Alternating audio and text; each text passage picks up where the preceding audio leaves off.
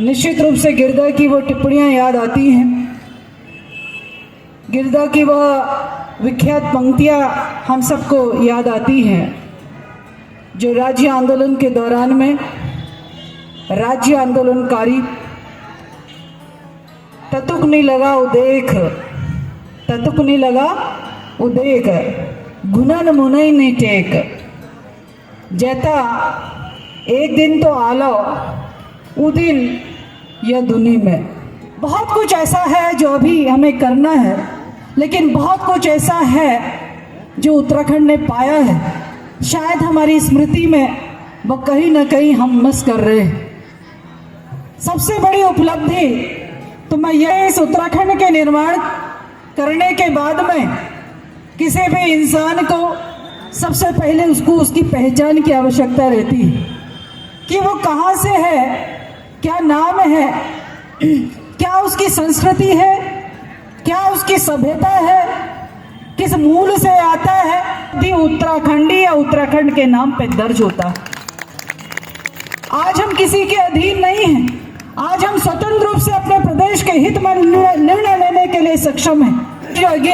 अरे लहगेरो लहगे नेताजी लहगिन, यह पहाड़ में कहा जाता था क्योंकि दूर के दर्शन होते थे और दूर के दर्शन से हम कितनी अपनी भावनाएं उन तक पहुंचाते थे, कितना हम उनसे कटु कहते थे, कितना उनसे अपनी मीठी बातें कहते थे अथवा कितना उनसे वाद संवाद करते थे। ये उस जमाने में देखा और समझा जा सकता है।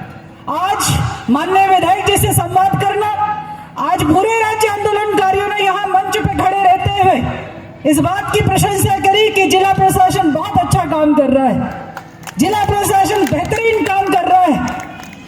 यह तभी हुआ जब आपकी सरकार आपकी भावनाओं के अनुसार, आपके अनुकूल ऐसे जिला प्रशासकों को आपके मध्य भेजती है।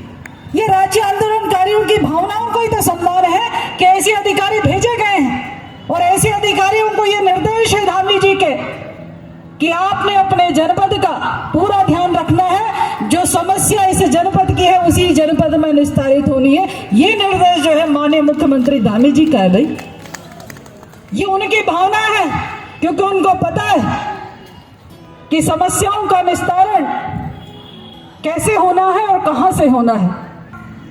कभी ये भावना तो रही होगी कि हमारे इस उत्तराखंड या पहाड़ी राज्य में वो सारी सुविधाएं पहुंचे जो किसी समय उत्तर प्रदेश के साथ रहते हुए इसे काले पानी की सजा के रूप में, अधिकारियों के रूप में देखा जाता था। ये पनिशमेंट के रूप में देखा जाता था। पहाड़ों पर भेजना एक पनिशमेंट हुआ करता था। लेकिन आज कितना बड़ा परिवर्तन हुआ है कि आज उत्तराखंड की पहचान ही जो है वह पहाड़ों से है। और राज्य आंदोलनकारियों ने निश्चित रूप से इस उत्तराखंड को बनाने के बाद में क्या हमें तुलना नहीं करनी चाहिए कि 2000 पहले वाला उत्तराखंड, क्या हर घर में पेयजल व्यवस्था थी, क्या हर गांव में सड़क पहुंचती थी, क्या हर गांव तक नेटवर्क था, क्या हर गांव तक हर महिला तक शौचालय था, क्या हर महिला तक कभी वो चूल्हे में रोटी पकाने वाली, कभी उसका चूल्हा जो है गैस में कन्वर्ट हो जाएगा, ऐसा सोचा था क्या? क्या आज राशन कार्डों में महिलाओं को मुखिया बना दिया गया है, ऐसा सोचा था क्या? आज उनको अपने पति की संपत्ति में भी बराबर का अधिकार दे दिया गया, क्या ये सोचा था क्या? तो ऐसे बहुत सारे आधारभूत परिवर्तन इस उत्तराखंड के निर्माण के साथ में संबंधित सरकारों ने करने का काम किया। मैं यहीं पे नहीं रुकूंगी। हमारे दो ऐसे विशेष पर्व हरेला हो, आप लोग याद करिए क्या उत्तर प्रदेश में हरेला को सरकारी स्तर पर मनाया जाता था क्या? क्या कभी इगास को सरकारी स्तर पर मनाया जाता था क्या? ये एक समय था जब विलुप्त की ओर चले गए, लेकिन एक समय यह है कि ये सरकारें इन सब चीजों को, अपने संस्कार को, अपनी संस्कृति को, अपनी परंपरा को, अपनी सभ्यता को जीवित करने का काम कर रही है और लोगों के बीच में लोकप्रिय करने का काम कर रही है। यह बेड़ा तो वैसे जनभावनाओं का है, जनता का है, हम सब का है, लेकिन सरकार ने इसके निमित्त, धामी जी ने इसके निमित्त बहुत ही महत्वपूर्ण कदम उठाए। इगास के दिन तो सबको छुट्टी मिली और इगास के दिन सबने उसको एक लोक पर्व के रूप में सेलिब्रेट किया है। तो ये सारी चीजें हैं जो ये हम कह सकते हैं गर्व के साथ में कि उत्तराखंड बनने के बाद में हम लोग कहां से कहां तक का हमारा सफरनामा पहुंचा है। आज ऋषिकेश कर्णप्रयाग रेल लाइन बन रही है, क्या इससे पहले सोचते थे क्या? आज यहाँ पर एम्स की स्थापना हो रही है, क्या उससे पहले सोचते थे क्या? किसी राज्य में एम्स की स्थापना एक राज्य में दो एम्स की स्थापना कभी होती है क्या?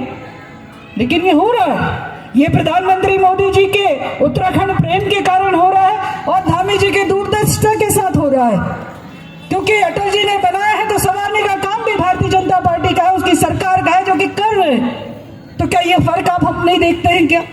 हम इतना नकारात्मक कैसे हो सकते हैं? हमारी नकारात्मक सोच इतनी हावी कैसी हो सकती है? हम अपने विजन को तो रख सकते हैं कि हमने यहाँ से यहाँ तक पहुंचना है, अभी और बहुत काम करना मैं स्वीकार करती हूँ, लेकिन मैं यह भी कह सकती हूँ कि आज 22 वर्ष पूरे अपने उत्तराखंड को देखती हूँ तो उससे बेहतरीन उत्तराखंड आज देखती हूँ। मैं तो सोच भी नहीं सकती कि पुनः ये सोचा जाए कि कहीं उनसे न मिला दिया जाए। कहाँ रहेंगे हम? कहाँ हमारा अस्तित्व रहेगा? तो ये कहीं ना कहीं कुंठित सोच है। मैं इस सोच का खंडन करती हूँ, क्योंकि हमारा उत्तराखंड बहुत आगे बढ़ चुका है। आज 4 धामों से उत्तराखंड की पहचान है। आज 4 धामों में ऑल वेदर रोड बनी है। आज 4 धामों में जो है रोप वे बनने जा रहा है। क्या कभी 4 धामों की इतनी महिमा मंडित हमने कभी देखा है क्या? लेकिन ये फर्क है 22 साल के बाद में। ये फर्क है 22 साल के बाद में हर सरकारों ने कोशिश करी है कि उत्तराखंड बेहतरीन उत्तराखंड राज्य बने, राज्य आंदोलनकारियों की भावनाओं के अनुसार बने, शहीदों की भावनाओं के अनुसार बने और अपने अस्तित्व को बरकरार रखे। सबसे पहली जिम्मेदारी तो यह है। छोटा राज्य है, निश्चित रूप से यदि यहाँ पर इसको देवभूमि कहा जाता है। मैं खुद सोचती हूँ कभी कभी यदि हमारे राज्य में कभी आपदा नहीं आती तो हमारा राज्य न जाने कितने कितने कितने आगे बन गया होता। अभी बलिया नाला की बात कर रहे थे तो बलिया नाले के बारे में माननीय विधायक जी ने सारा विषय यहाँ पर रखा। कौन है हम लोग? अपने ही घर में काम करते हैं और अपने ही घर में काम करके उसकी गुणवत्ता के साथ में खिलवाड़ करते। कौन है वो लोग? हमें उत्तराखंडी भाई बहन में से कोई ना कोई होगा। क्या सरकार ने पैसा नहीं दिया? क्या धामी जी ने पैसा नहीं दिया? क्या पूर्व की सरकारों ने नहीं दिया? क्या एनडी तिवारी जी ने नहीं दिया? सब ने दिया। लेकिन काम करने वाला लोग कहां से आए थे? उत्तर प्रदेश से आए थे या बाहर से आए थे?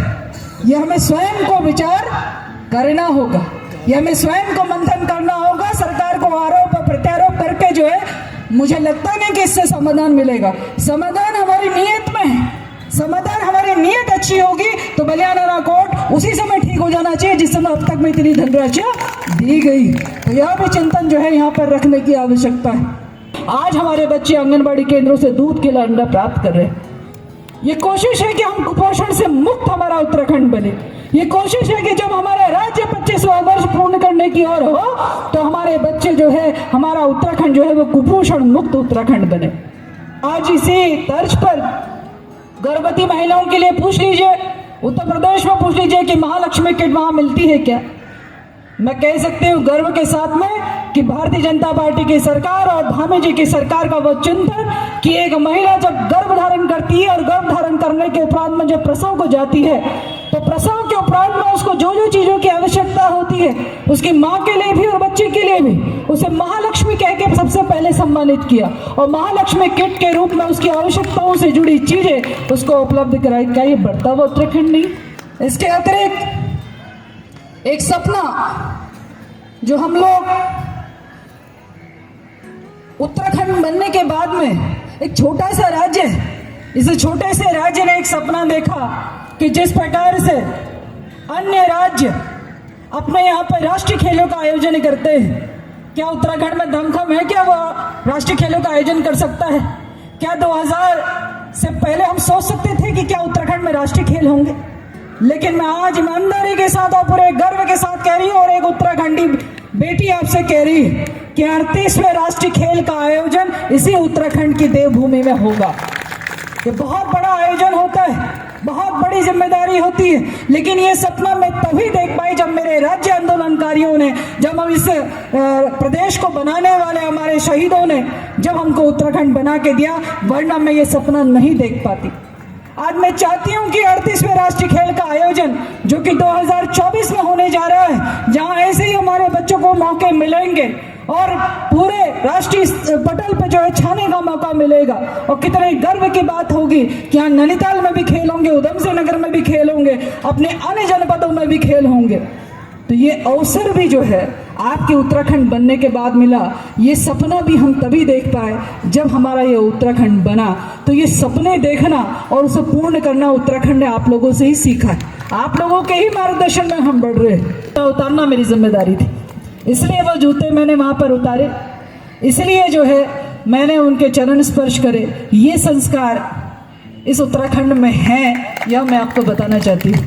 ये मुझ में थोड़े है, यहाँ बैठे लोगों में बहुत ज़्यादा है, आप लोगों में और ज़्यादा है, उन बच्चों को और ज़्यादा आएंगे। यहाँ पर आते हुए, मंच पर बोलते हुए, उत्तराखंड की उपलब्धियाँ 22 साल की बताते हुए, आगे का विजन, आगे का सपना, उनको लक्ष्य दीजिए। उनसे कटु कटु कटु बात करके जो है ये राजनीति करके काम नहीं चलेगा। विजन दीजिए कि हमें ऐसा करके हमें उत्तराखंड बना के दीजिए, ये चाहिए हमको। ये बच्चे उसी लक्ष्य की ओर लगेंगे, मैं उस लक्ष्य की ओर लगूंगी, उस भाव के साथ काम करूंगी ना। यह भी खराब, वह भी खराब, ये भी खराब, वो भी खराब, ऐसा भी नहीं। तो ये नकारात्मकता से फिर चीज़ें बढ़ती नहीं है, ये नकारात्मक हमको ख़त्म करती चली जाती है। आज समाचार मिला है कि हमारे जो राज्य कर्मचारी हैं उनका डीए में वृद्धि की गई है।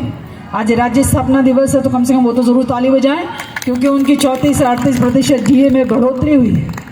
बाकी सीमित संसाधनों में सरकार की कितनी कि क्योंकि आपने नैनीताल प्रशासन की इतनी तारीफ करी कि वो मैसेज ऊपर चला गया है, और वो मैसेज ऊपर गया तो ये घोषणा होनी ही थी और हो ही गई। चलिए, सबको बहुत बहुत बधाई है। अंत में ज़्यादा ना कहते हुए पुनः अपने राज्य आंदोलनकारियों के चरण स्पर्श करते हुए, उनको अभिवादन करते हुए और अपने शहीदों को नमन करते हुए, प्रणाम करते हुए, श्रद्धा सुमन अर्पित करते हुए सबका बहुत बहुत धन्यवाद। और आज इस राज्य स्थापना दिवस की भी ढेर सारी शुभकामनाएं। बोलिए भारत माता की, उत्तराखंड वालों की। वीडियो को आखिर तक देखने के लिए धन्यवाद। कृपया वीडियो को लाइक व शेयर तथा हमारे चैनल को सब्सक्राइब भी करें और बेल आइकन को भी दबाएं ताकि हमारे वीडियो आपको सबसे पहले मिल सकें। धन्यवाद।